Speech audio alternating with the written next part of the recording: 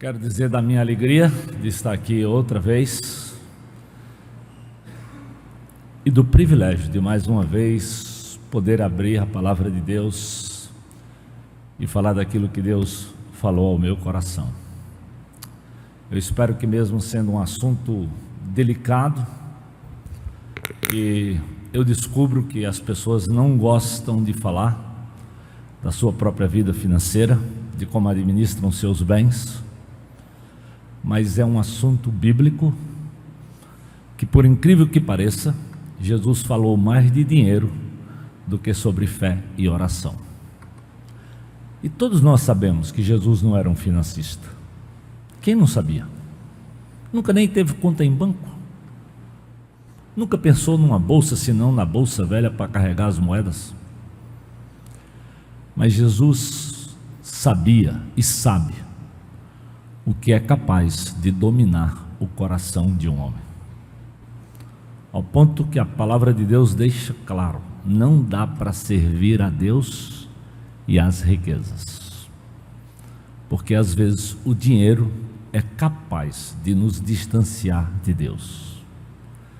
E nessa minha caminhada de 40 anos de vida cristã, eu já vi muita gente que, exatamente quando Deus abençoou e lhe deu posses e lhe deu bens, eles compraram casa na praia, vamos pensar, casa na serra, lá em Gravatá, e perderam o compromisso com a igreja de Jesus. Porque todo domingo, uma hora talvez estava em Porto de Galinhas, uma hora estava lá em Gravatá, e eu vi alguns que não perderam só o dinheiro, perderam os filhos para essa miserável das drogas, que ataca o da favela, mas ataca também o da cobertura, o da mansão, onde quer que estejamos. É uma coisa terrível, e isso passa pelo dinheiro. No livro do Gênesis, no capítulo 2, já no capítulo 2 do livro de Gênesis, no versículo 15, a palavra de Deus diz assim: o Senhor Deus colocou o homem no jardim do Éden para cuidar dele e cultivá-lo. Meu amado, nada podia ser e pode ser mais lindo do que a Bíblia descreve do que era o jardim do Éden. Nós nordestinos estamos esperando há mais de 20 anos por uma transposição para termos água irrigada. A Bíblia diz que naquele jardim Deus já fez a terra brotar e a terra era irrigada pelo próprio Deus. Não só tinha água naquele jardim quando Deus coloca o homem e a mulher. Deus coloca lá e diz: aqui vai ter muito ouro. E a Bíblia diz que era ouro de primeira qualidade, talvez como canta aquela música que tinha também esse ouro lá em Ofir. Já tinha no jardim do Éden, mas não tinha só ouro. A Bíblia diz que Deus colocou lá pedras preciosas no jardim. Então talvez desde o livro do Gênesis a gente já consegue entender que Deus não está interessado no teu dinheiro e no meu, porque Ele é dono do ouro, da prata. Ele produziu ouro, Ele colocou lá pedras preciosas. Ele está interessado no meu e no teu coração. E com o pouco que eu tenho, com o pouco que você tem, a gente demonstra que compromisso, que relação nós temos também com Deus. Porque que tipo de tarefa é a nossa? Mesmo tanto assim Ele diz: cuide, cultive.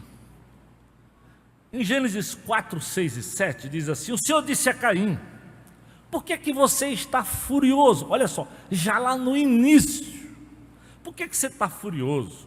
Porque se transtornou o seu rosto. Se você fizer o bem, não será aceito. Mas se não fizer, saiba que o pecado o ameaça à porta. Ele deseja conquistá-lo, mas você deve dominá-lo. Preste atenção. Desde o princípio, Deus diz: o pecado bate à porta do meu e do teu coração. Caim, se você fizer o certo, você tem todo o poder, porque o que a Bíblia me garante, garante a todos nós, todos nós, quando cremos o que é que a Bíblia diz: mas recebereis poder ao descer sobre vós o Espírito Santo de Deus. Esse Espírito é poderoso para produzir em mim um amor que eu não tenho, para produzir em mim uma alegria que eu não tenho e que não vem do dinheiro, não vem das posses, vem daquele que nós cantamos, esse Jesus de Nazaré, que nos amou desde o seu primeiro sermão. Gente, lê Lucas 4. No primeiro sermão todos ficaram admirados e impressionados, mas logo diziam: mas não é este o filho de Maria, de José o carpinteiro, de um pai pobre, humilde e simples? Como é que ele ensina com toda essa autoridade? E o que é que o texto de Tiago diz? Logo eles queriam pegar Jesus e lançá-lo no precipício. E Jesus tem que dizer para aquela multidão: que povo de coração duro! É por isso que Elias vai cuidar de uma viúva.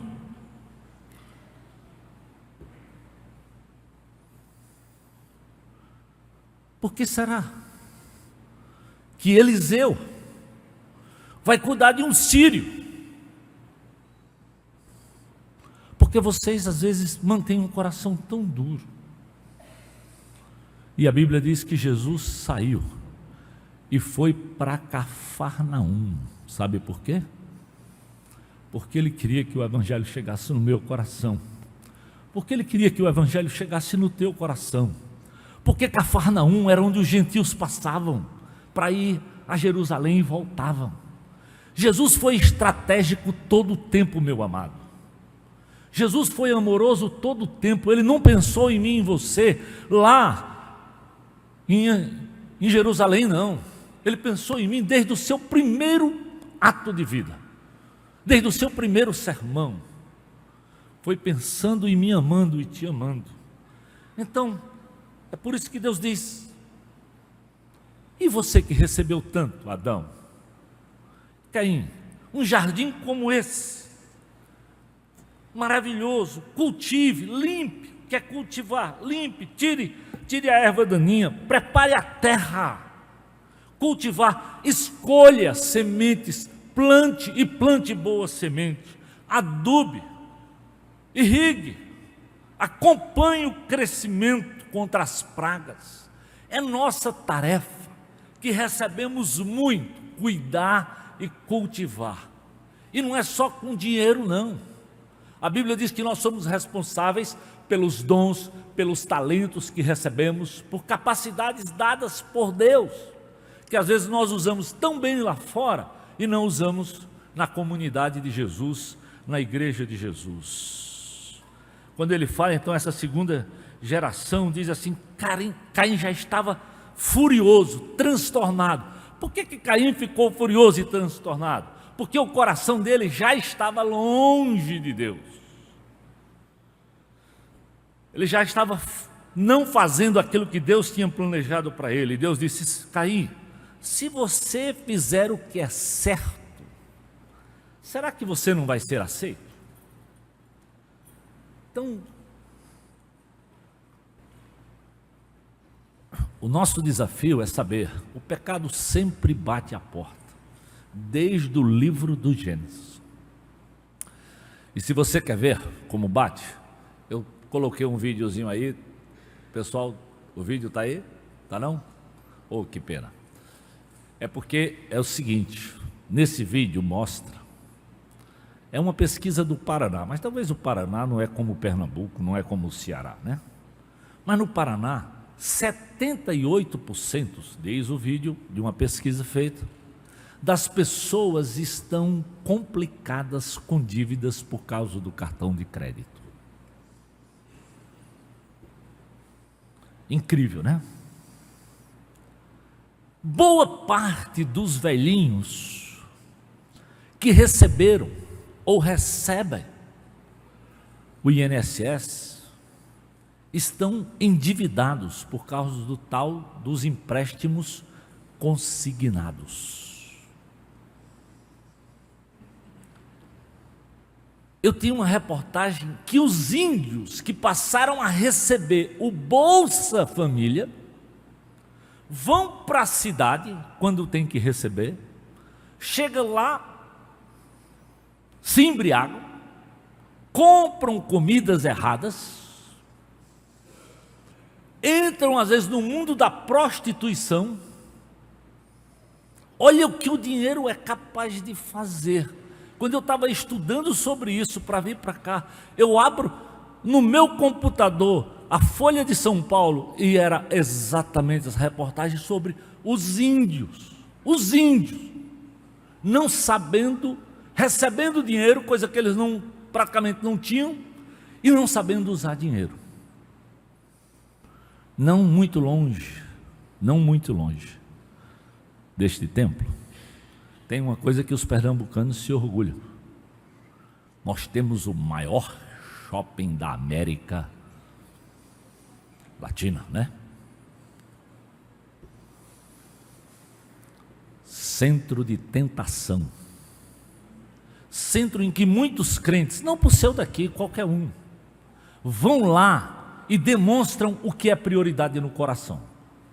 Que muitas vezes não deixam aqui sequer um ou algum dinheiro, mas lá eles compram todas. Eu não estou falando da igreja de vocês, eu penso na minha. Eu lido com famílias na igreja.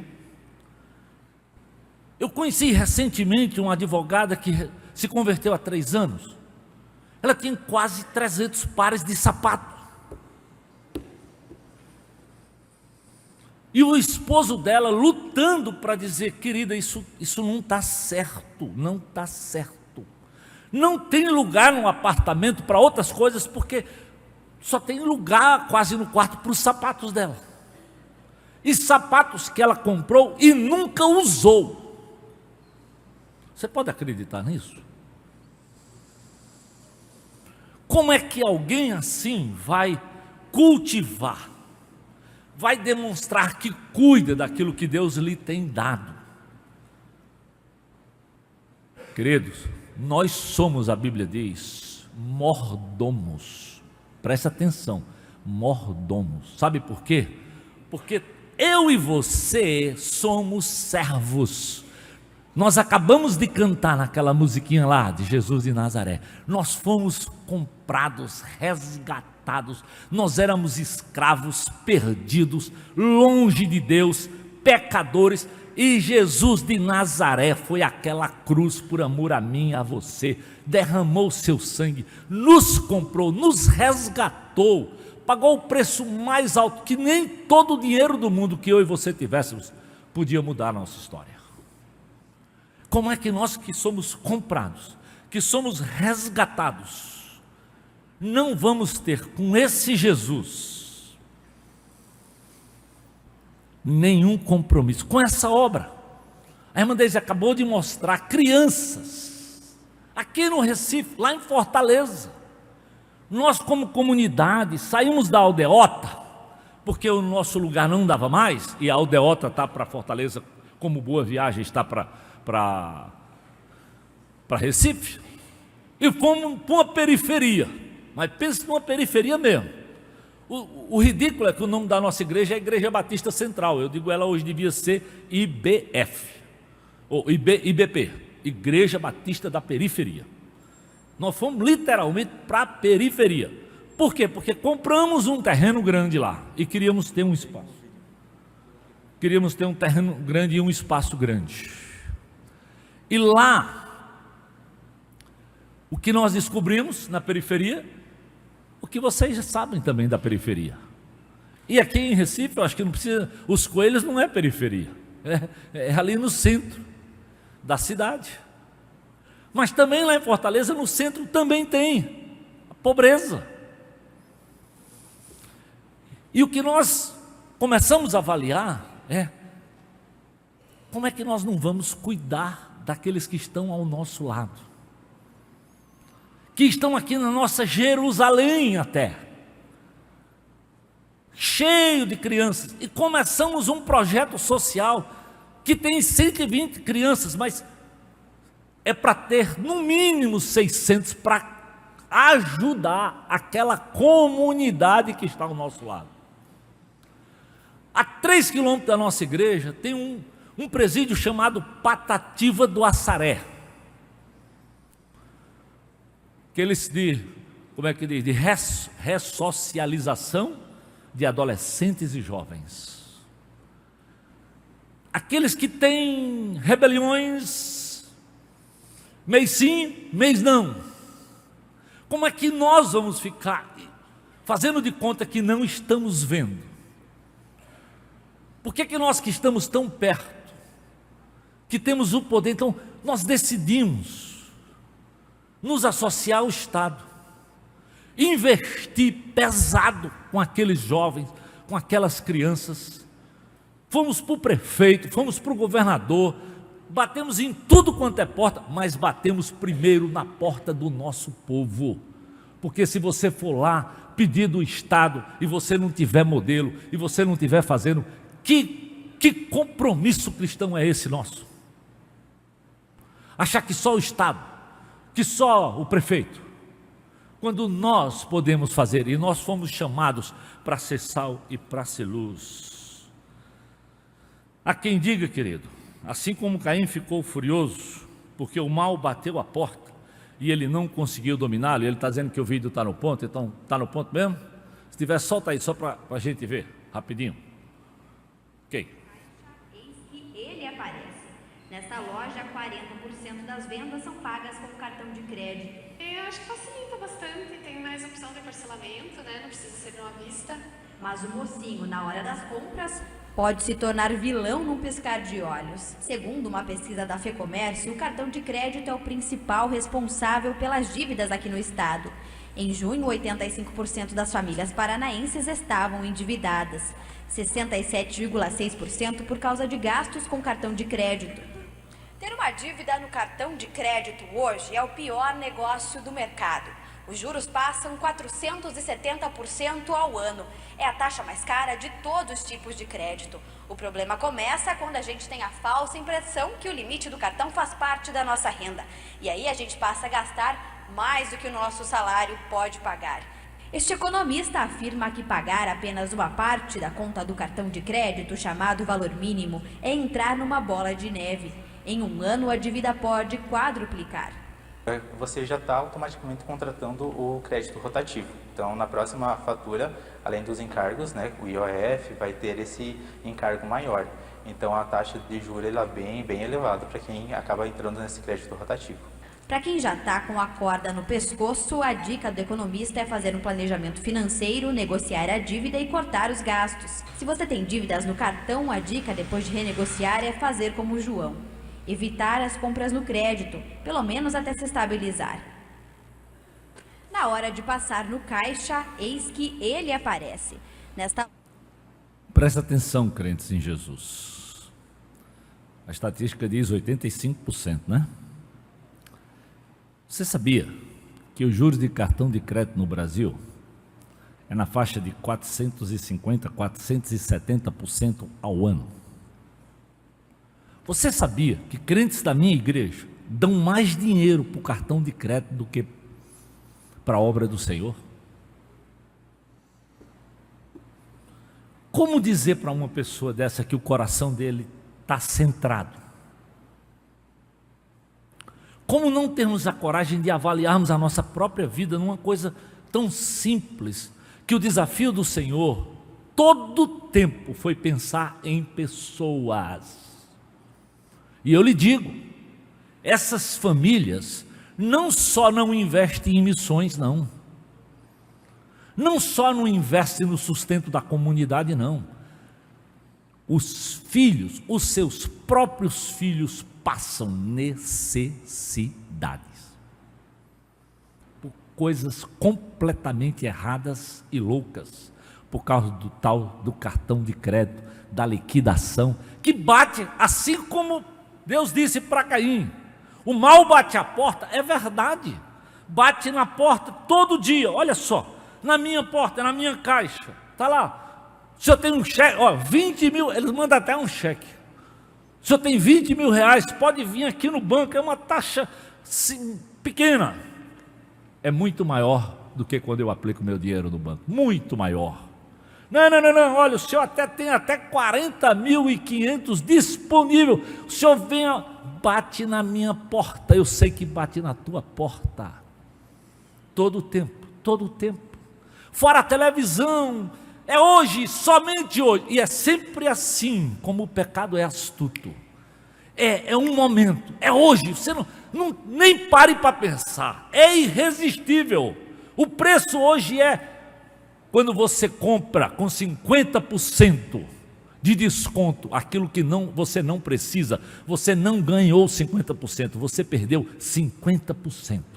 Você comprou o que você não precisa, você comprou pela concupiscência dos olhos, pela ganância, que a Bíblia diz, não, meus amados, o desafio é cuidar, é cultivar, porque o problema é dentro de nós. Quem é o culpado? Aí nós ficamos, não, lá em casa o problema é o marido, não é a esposa, são os nossos filhos. Será que sim? Eu digo que hoje a gente vive uma geração nem. Muitos jovens nem quer estudar, não quer trabalhar, nem quer assumir responsabilidade.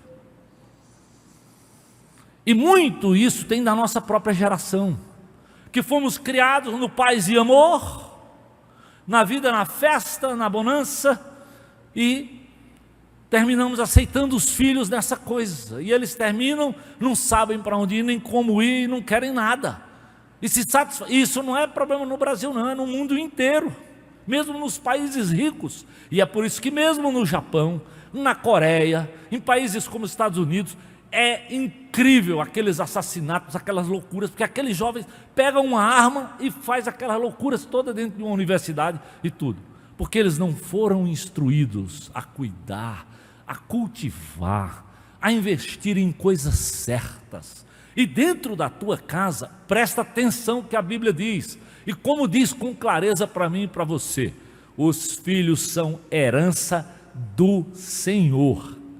Os meus filhos não me pertencem, eles pertencem ao Senhor. Deus me dá o privilégio de recebê-los, de cuidar, e agora está lá. Foram-se embora. Nunca imaginei na minha vida que eu ia ter 2 filhos e eles iam viver a mais de 10 mil quilômetros de distância da minha casa. Talvez você não imagina, mas eles vão. Agora, se você não preparou, se você não lhes ensinou, como é que eles vão chegar num outro país e buscar a igreja de Jesus, e manter compromisso com Jesus, e trabalhar para se sustentar, e tocar a vida com dignidade? Essa é a boa mordomia. Começa em casa mesmo. Começa primeiro ajustando marido e mulher. Olha, meu amado, a Bíblia diz, deixe até pai e mãe para construir unidade entre marido e mulher. Às vezes, da vida financeira, eu disse isso aqui no curso, entre marido e mulher, eles não têm coragem de assumir um só orçamento. Vivem dentro de casa, casado, mas o orçamento da mulher é da mulher, o orçamento do marido é do marido.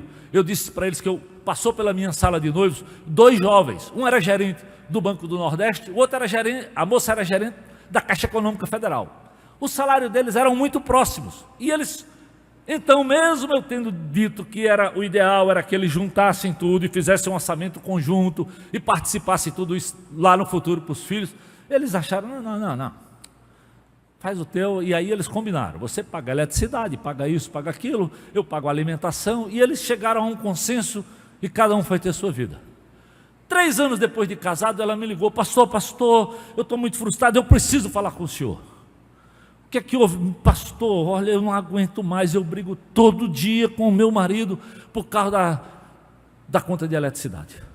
Ele sai do quarto, pastor, ele não apaga a lâmpada, ele não desliga o ar-condicionado, ele sai da sala, ele deixa a televisão ligada. Pastor, a nossa Coelce está dando muito alta, eu preciso que o senhor sente comigo, quando a gente vai falar sobre isso é briga, eu quero que o senhor venha e marque um horário para a gente. Eu liguei para ele, vem aqui no escritório os 2, Quando eu cheguei, eu disse: amigo, o que é que está acontecendo? Eu ouvi isso da sua esposa. Ele olhou para mim e disse: pastor, o senhor nos casou há 3 anos, não foi? Eu disse: foi. O senhor está olhando aqui para Maria? Sim. O senhor viu como ela engordou nesses 3 anos? Sabe por quê, pastor? Sou eu que pago o supermercado. Essa mulher come, pastor, mas come que o senhor não tem ideia.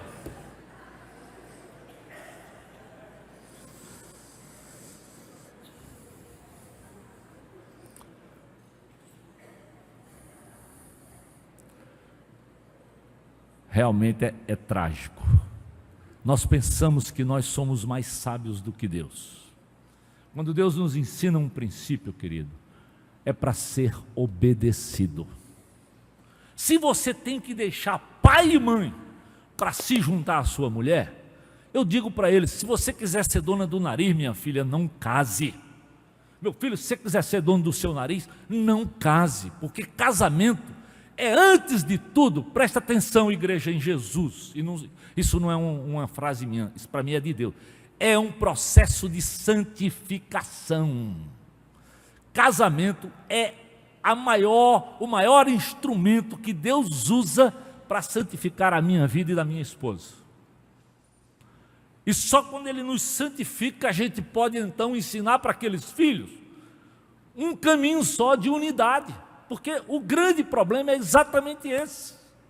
Os filhos nessa área, eles são muito inteligentes. Eles captam aquilo que eles podem pedir à mamãe, e a mamãe vai dar o dinheirinho dela. E outras coisas que ele pode pedir ao papai, e o papai vai dar o dinheirinho para ele. E daqui a pouco, sabe o que é que acontece? Eles estão manipulando vocês. E você não estabeleceu com eles uma mesada, um valor, não ensinou. O que é que a Bíblia diz? Ensina a criança o caminho que deve andar, para que ele, quando for velho, ele saiba. E isso passa por dinheiro, gente. Se teu filho não aprende desde criança a ter um orçamento, se você não senta, se vocês não têm, como é que esses meninos vão ter lá na frente? A igreja evangélica padece, querido, porque essa geração não tem às vezes um processo de disciplina. Ajude seu filho a formar bons hábitos, ainda quando ele é pequeno, para que ele não abandone o bom caminho, nem mesmo depois de adulto. Atitudes superprotetoras produzem seres humanos inativos, irresponsáveis, dependentes de tudo e de todos, até da droga. Porque chega um ponto que não satisfaz. A mãe dá de um lado, o pai dá do outro e não satisfaz. Ele quer mais. E aí ele começa com a bebida, mas depois ele vai para a maconha, e depois ele vai para a droga. E daí, meu amigo, você em casa fica escravo. Eu já vi um desembargador chorando: eu não sei o que fazer na minha casa. Agora, 3 meses atrás, eu fiz o casamento de um filho de um ministro do Superior Tribunal Federal. Quando na sala de noivos, eu coloco no primeiro dia uma mala e uma lixeira, e eu digo assim: o que você quer levar de casa para o seu casamento? Uma coisa boa do casamento dos seus pais, você coloca na mala. Nessa lixeira você vai dizer: uma coisa ruim que eu não queria levar, você coloca no lixo. Ele foi o primeiro que levantou: pastor, os meus 2 papéis eu vou colocar no lixo. Porque o que eu conheci de bom, pastor, foi quando eu conheci Jesus de Nazaré como o Senhor e Salvador da minha vida. Aí, faltava pouco tempo para eu casar esse jovem. Quando ele manda, eu sempre peço para ele me contar a história, para eu tornar o casamento dele de acordo com a história deles, do que Deus fez na vida deles. Porque eu aprendi, queridos, que para mim, o casamento não é bonito pelo tamanho do buffet e pelo tamanho da festa. Casamento é a instituição de Deus, e quem tem que ser glorificado no casamento é o Senhor. Eu gostaria de conhecer o que Deus fez na vida de vocês, para destacar, para você ir lá, dar um abraço na tua mãe, no teu pai, agradecer, porque cuidou de você 10, 20 anos. Então, quando ele me contou a história, era tão, desculpa a expressão, tão troncha, que eu disse, rapaz, eu não vou falar um negócio desse não. Porque se eu falar, um ministro do superior está lá, eu vou ser preso no final da cerimônia, companheiro. Eu tenho juízo. Não, você vai falar. Agora você pense o casamento. Ah, beleza. E ele fez e deu uma entrada. Quando ele deu a entrada, eu mandei ele falar. Ele, só vocês, meus amigos aqui, da minha família, meu pai e minha mãe, eu quero dizer que eu estou aqui, restaurado, não foi por causa de nenhum de vocês, foi por causa de Jesus de Nazaré. Parecia um daqueles pregadores bem do fogo. Mas foi tão duro, escuta bem, porque era o filho. O pai chegou para mim e disse assim, eu posso dar uma palavrinha? Olha só. O homem não é evangélico, mas como é que eu ia negar uma palavrinha para um ministro lá, pai do garoto, no meio da cerimônia, o menino falando e ele me pedindo. Eu digo, eu tenho que deixar o senhor falar. Tá bom, o senhor fala rapidinho, né? Aí ele começou a dizer, não, porque Deus realmente mudou a nossa história. Sabe o que aquele jovem fez? Pai, menos. A sua história ele ainda não mudou. Ele mudou a minha história e a história dessa daqui. Aí, como diz o negócio, que o soneto saiu pior do que... A emenda saiu pior do que o soneto, né? Esse Jesus é capaz de mudar coisas que nem nós imaginamos. Mas se ele não mudar as tuas prioridades, o teu bolso, que compromisso é esse que nós temos com esse reino, de quem nós recebemos tanto? Tanto. Às vezes eu dou graças a Deus porque eu me converti no dia 31 de maio de 1978 e comecei a trabalhar no dia 1º de junho de 1978. Deus nunca me permitiu ganhar dinheiro em que ele não tivesse prioridade. Graça. Mas foi assim. Então, meus amados, alguém até, logo quando eu me converti, alguém disse para mim assim, você está dando sua oferta, rapaz, para agradar o pastor, porque o pastor tinha me hospedado na casa dele. Ah, querido, você não conhece o que Jesus fez nesse coração aqui, não. Nunca foi esse o sonho, nunca foi essa a intenção. Tiago, só para a gente terminar, Tiago diz assim, ó, de onde vêm as lutas? Tiago 4, de 1 a 4, se estiver lá pode colocar. De onde vêm as lutas? E as brigas entre vocês?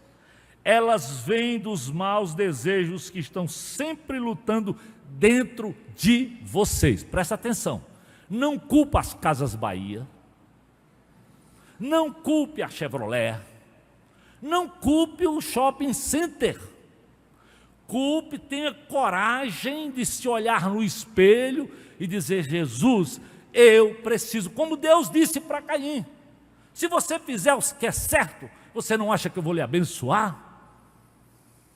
Se você fizer o que é certo, você acha que você vai estar nessa lista de endividados? Querido, eu fui pastor de uma igreja desse tamanho. Quando eu entrei no meu ministério, eu e Edna sentamos. Eu digo assim, no dia que eu fiquei noivo, eu levei o meu contra-cheque para dizer, Edna, está aqui quanto eu ganho. Veja aí, qual é o meu salário. Agora, eu quero saber o teu contra-cheque, eu quero saber o teu.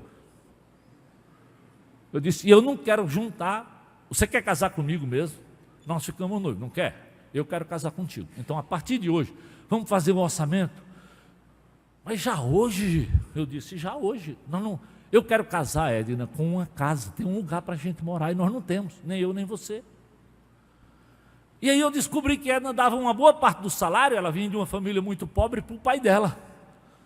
Eu disse, eu vou ter que falar com teu pai. E eu fui falar com o sogro antes de casar, noivo, olha que bicho metido. Ele me pediu 3 meses, coitado, para ajustar o orçamento dele. E eu só noivo, eu digo, eu vou lhe conceder. Depois de 3 meses, nós passamos a colocar tudo lá, tudo juntos. Casamos, não tinha televisão. Mas Deus nunca deixou faltar nada. Não tinha televisão para não ficar endividados. Nós temos 40 anos de casamento. Se existe uma coisa que Deus nos deu o privilégio, foi nunca ver o nosso orçamento no vermelho. Muita simplicidade, muita simplicidade. Meus filhos foram criados, eu trabalhava pertinho de Santo Amaro, comprando roupa no peso, porque São Paulo ainda tem um problema, tem 2 estações, e quando chega frio, lá no Ceará não, pode botar um moleque pelado com uma roupinha todo tempo. Até nisso morar no Nordeste é mais barato. Mas lá em São Paulo a gente tinha que comprar, e o dinheiro era curto. E quantas vezes, depois que eles ficaram adolescentes, pela primeira vez eles iam tirar férias de avião. Pense a euforia deles, quando eles entraram no avião. Parecia que estavam indo para a lua. Foi tão forte que eu sentei com eles, eu disse: filhos, eu preciso orar com vocês. E eu preciso lembrar, querido, que as férias foram maravilhosas quando nós fomos de ônibus. As férias foram maravilhosas quando nós fomos de carro. Eu só não queria, querido, que vocês dessem glória para o meio de transporte. Eu queria que vocês entendessem que o Deus que cuidou no ônibus, que cuidou no carro, é o que vai cuidar no avião. A gente não pode permitir que a glória seja dada, senão a esse Jesus de Nazaré. E se ele é digno de toda glória, como é que ele não é digno do meu investimento para a obra de missões? É por isso que a Bíblia diz, meu amado, que uma alma vale mais do que o mundo inteiro. Para Deus vale mesmo, porque é uma vida, ela tem chance de ser eterna. Mas você está investindo em sapato, você está investindo em terrenos, em poço de invista, mas invista para contribuir com o reino, invista para dar sua contribuição, invista para que a comunidade, não só essa comunidade, para que o reino seja abençoado, para que o Brasil seja... Não, o problema é dos políticos, mas é também nosso. Tiago diz: de onde vem a luta? Está dentro de vocês. Vocês querem muitas coisas, como é que vocês podem tê-las? Vocês estão prontos para matar até para consegui-las.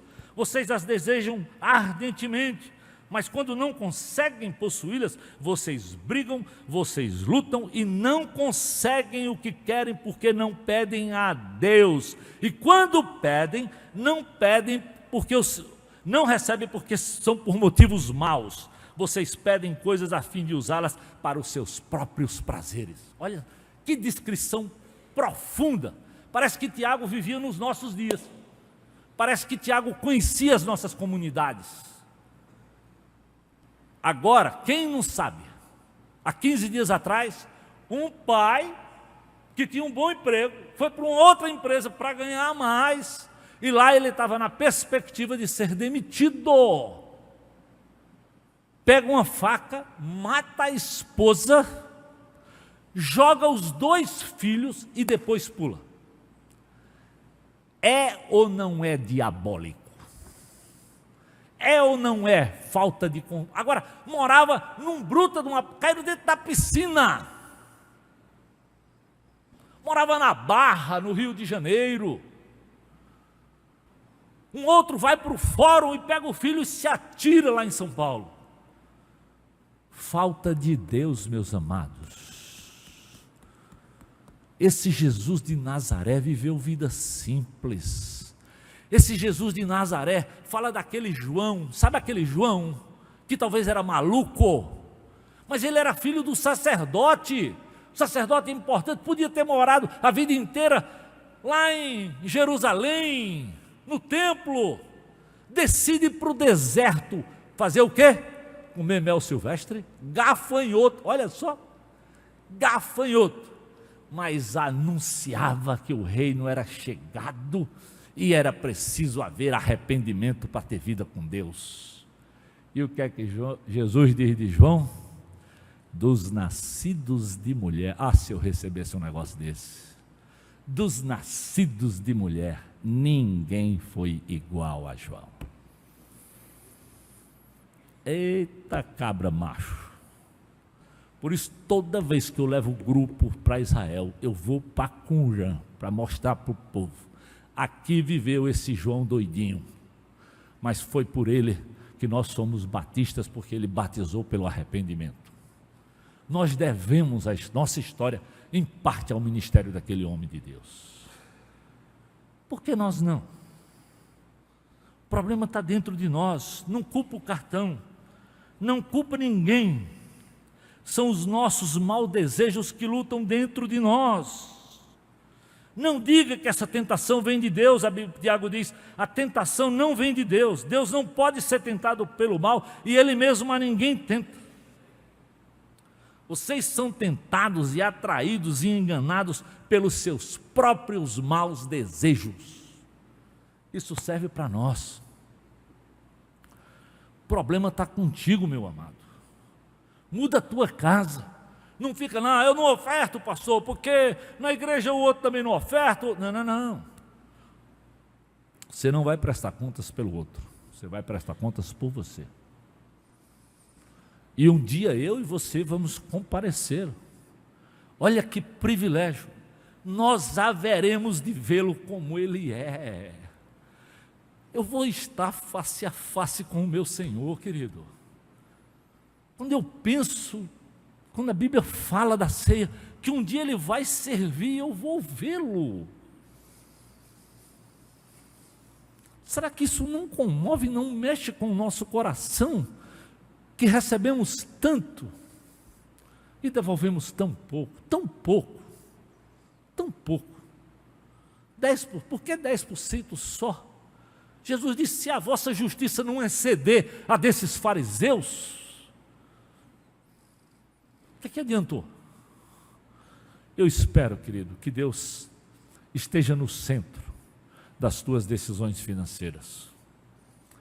Eu espero que a gente faça aquilo que Jesus disse: buscai, pois, em primeiro lugar o reino de Deus e a sua justiça, porque as demais coisas nos serão acrescentadas.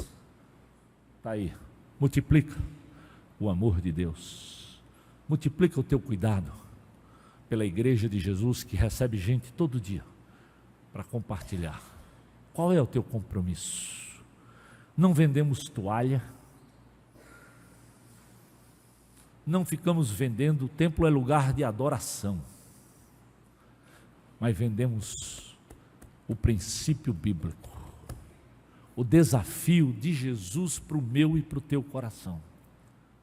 Porque se não for o Espírito que mude o teu coração, não é uma toalhinha do pastor lá, não é um sei lá o que, um adereço que se vende por aí, não é uma água de Jerusalém, que doideira, não é um bilhetinho lá no muro das lamentações, que vai mudar a nossa história. Quem mudou a minha história, e eu creio que a sua história, foi esse Jesus de Nazaré. É a Ele, somente a Ele. É por isso que Paulo diz, quando eu conheci esse Jesus, eu que era hebreu dos hebreus, contra a lei eu era fariseu, da linhagem de bem, pensa no cara assim, do currículo maravilhoso, do ponto de vista religioso, considerei tudo refúgio. Refúgio é lixo, quem é do meu tempo sabe o que era uma garrafinha de refúgio, quebradinha, lixo, para ganhar Jesus. Qual é o teu compromisso? Quem cuida das tuas finanças? Quem está no centro do teu coração? Deus, muito obrigado pela tua palavra, muito obrigado porque desde o livro do Gênesis o Senhor nos amou. Muito obrigado pela tua igreja, pelo lugar, pelo privilégio, Deus, de compartilhar aquilo que o Senhor sabe mexe com o meu coração, mexe com sonhos, mexe com vidas que estão perdidas, que precisam ouvir da graça, do amor e do poder. Oh Deus, ajuda-nos a ensinar os nossos filhos, a cuidarmos até dos nossos pais. O Senhor sabe, eu estou exatamente vivendo isso. Um pai com 90, uma mãe com quase 85, Deus, me dê graça também de a eles demonstrar o meu amor, o meu calor humano, o meu afeto, a minha gratidão. Mas acima de tudo, a Jesus de Nazaré que mudou a minha história. A Ele a honra e a glória. Eu quero perguntar para você, meu amado, você não vai sair do lugar, eu vou só orar por você. Talvez Deus falou com você e você diz: pastor, eu não tenho priorizado o Senhor nas minhas finanças. Mas Deus hoje fez arder o meu coração. Eu quero repensar isso na minha vida. Eu quero reestruturar. Eu quero honrar o Senhor. Só isso, honrar ao Senhor. Também com essa área da sua vida. Se alguém, eu quero só orar por você. Levanta a mão aí onde você está. Eu quero orar por você. Alguém? Amém? Aleluia. Aleluia. Glória a Deus. Glória a Deus. Só se Deus tiver, se tiver tudo certo na tua vida, não precisa. Mas se tiver, querido, é diante de Deus, não é diante desse pastor. Há mais alguém? Levanta a mão, eu só quero só orar por você. Amém? Aleluia. Aleluia. Glória a Deus. Glória a Deus, minha irmã. Estou lhe vendo lá. Alguém lá em cima? Amém? Aleluia. Glória a Deus. Louvado seja o Senhor. Obrigado, Jesus. Que essa tua palavra, que o teu Espírito nos dê o poder, a lembrança, a determinação de repensarmos os nossos valores e priorizarmos tua obra, priorizarmos o teu reino. É minha oração, Deus, por cada um desses que tomaram essa decisão. E talvez por aqueles que não tiveram, mas eu sei que o Senhor, através da tua palavra, falou. Eu faço isso, Deus, em nome de Jesus. Amém. Amém. Obrigado, pastor. Obrigado, queridos.